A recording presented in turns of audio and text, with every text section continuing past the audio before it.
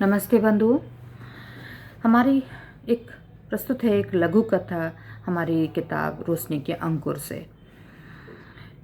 अभिलाषा। टूटी हुई रंग बिरंगी चूड़ियाँ जब फैक्ट्री में इकट्ठा हुईं तो अपने अपने दुखों की गठरी खोलकर बैठ गईं। हरे कांच की चूड़ियाँ अपने रंग की चूड़ियों के जख्म कुरेदती हुई अपने गम का बखान करती रही। इसी क्रम में हरी चूड़ियों ने लाल रंग की चूड़ियों के ढेर से पूछा, क्यों री, तू बड़ी चूर चूर होकर टूटी है? लाल चूड़ियों ने दुखी होते हुए कहा, हाँ, एक्सीडेंट में अपने जवान बेटे की मौत होने पर उसकी माँ बहुत गुस्से में थी। उसने मुझे बुरी तरह से तोड़ा। जिसके हाथों में खनक कर मैं पूरे घर को खुश कर देती थी, मेरी टूटने की आवाज़ से उसके साथ साथ उसका मायका जार जार रोया। फिर तू गमजदा क्यों है? तेरे टूटने पर लोग दुखी तो थे, यह क्या कम है? क्योंकि मेरी स्वामिनी को उसकी सास बार बार कुलक्षणी कहीं की मेरे बेटे को खा गई, ऐसे अपशब्द कहकर कोस रही थी। मोहल्ले वाले भी उसे ही अपशगुनी कह रहे थे। मेरा दर्द तेरे दर्द से अधिक है। मैं तो उन हाथों से टूटी हूँ जो अपने पति से रोज ही पिटती रहती थी। हरी चूड़ियों ने फिर जाहिर किया कि उनसे बढ़कर किसी का भी गम नहीं। चूड़िहार के हाथों से टूटी हुई ढेर की चूड़ियाँ बोल उठीं, तुम लोगों की स्थिति फिर भी ठीक है, कम से कम गम है कि गैरों ने तोड़ा।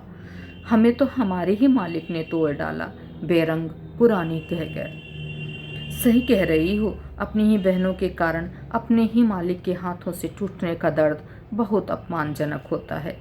सभी रंग की चूड़ियाँ एक साथ बोलती हुई उनके जख्मों को सहलाने लगी।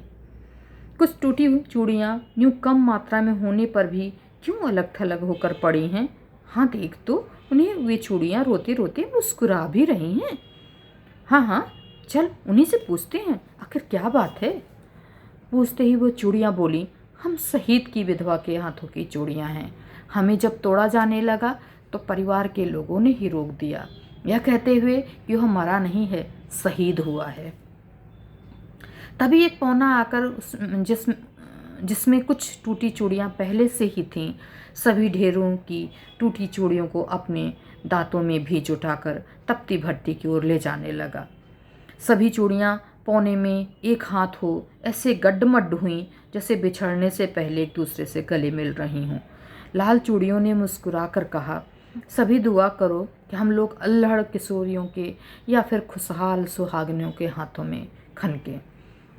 यह सुनकर सभी टूटी चूड़ियों की खिलखिलाहट के बीच पौने के एक कोने में पड़े ढेर की सिसकती आवाज़ गूंजी, किसी के हाथों में खनकूं या फिर कुछ पलों में टूट जाऊं, लेकिन भगवान से प्रार्थना करती हूँ कि अगले जन्म में बलात्कारियों से न टूटूं।